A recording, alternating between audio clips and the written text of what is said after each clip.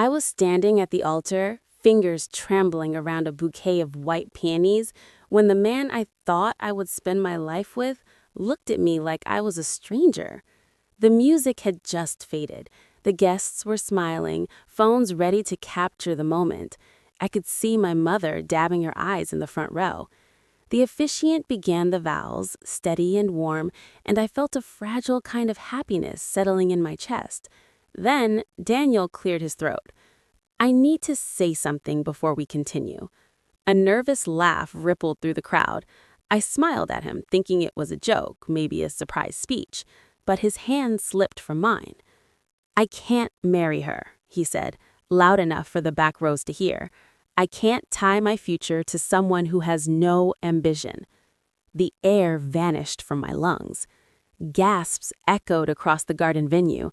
My maid of honor whispered, "What is happening?" My father took a step forward. Daniel didn't look at me. He looked at the audience. "I've worked too hard to build my career to be dragged down by someone who's content being average." My cheeks burned. I felt every pair of eyes on me, scanning my face for a reaction. I managed to whisper, "Daniel, what are you doing?" He finally looked at me then, and there was no softness left in his expression. "I've outgrown you, Ava. I can't pretend anymore." The word outgrown cut deeper than anything else. I'm Ava Mitchell. I was 27 that day. I'm a software developer. I started freelancing straight out of college, building small apps for startups and local businesses. It wasn't flashy, but it paid my bills and gave me freedom. Daniel used to admire that about me. We met 5 years earlier at a networking event. He was charismatic, driven, already talking about launching his own tech consultancy. I was quieter, more analytical. He used to tell people I was the brains behind the magic. I believed him. When he decided to leave his corporate job and start his company, I supported him without hesitation. I loaned him money from my savings for the initial office lease. I built his company's website, designed the user interface for his first product, stayed up until 3 a.m. debugging code so his demo wouldn't crash in front of investors. I never charged him. I thought we were building our future. But as his company began gaining traction, something shifted. He started introducing me differently. Instead of my partner, I became my girlfriend who works from home. At industry events, he'd leave me alone with drinks while he networked. Once, I overheard him telling a potential investor, "She's talented, but she's not really interested in scaling. She prefers small projects." That wasn't true. I had turned down bigger contracts to help him. I ignored the unease because I loved him. I believed in what we had. I believed marriage would anchor us again. The wedding was mostly my doing. 85 guests, a botanical garden venue, soft lights strung between trees. I paid for nearly half of it.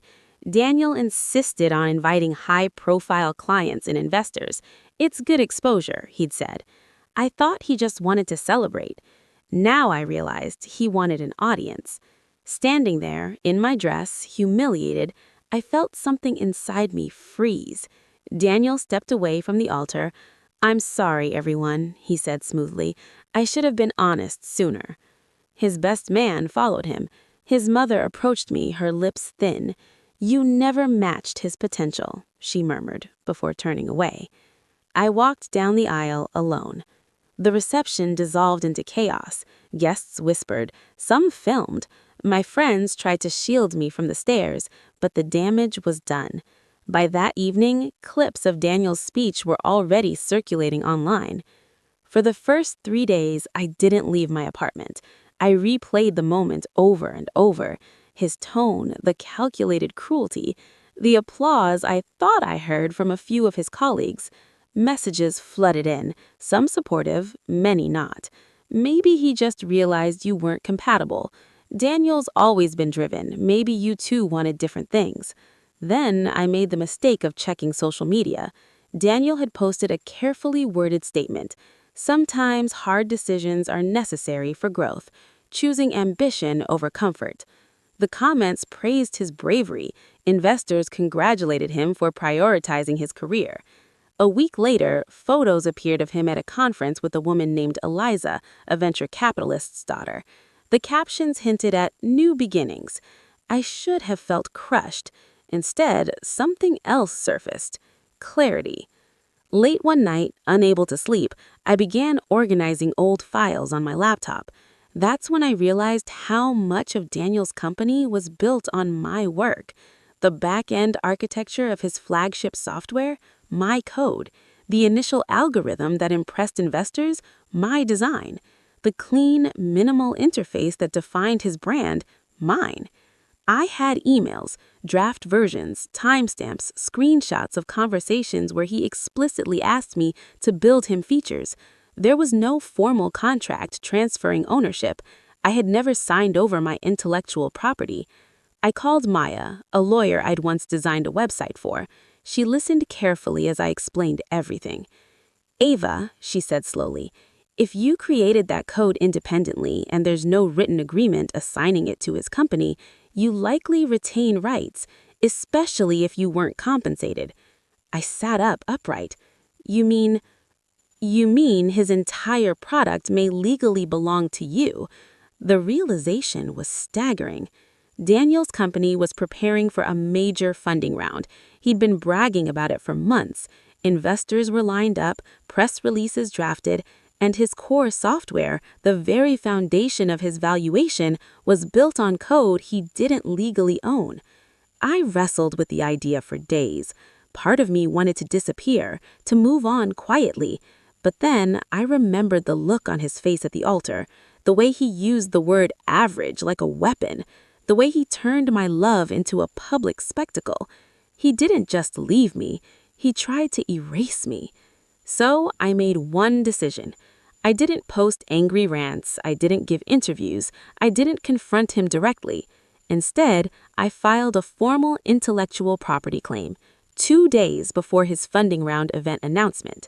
The event was held at a sleek downtown venue filled with investors and tech journalists. I didn't attend. Maya went on my behalf. She timed it perfectly, right before Daniel stepped on stage to present.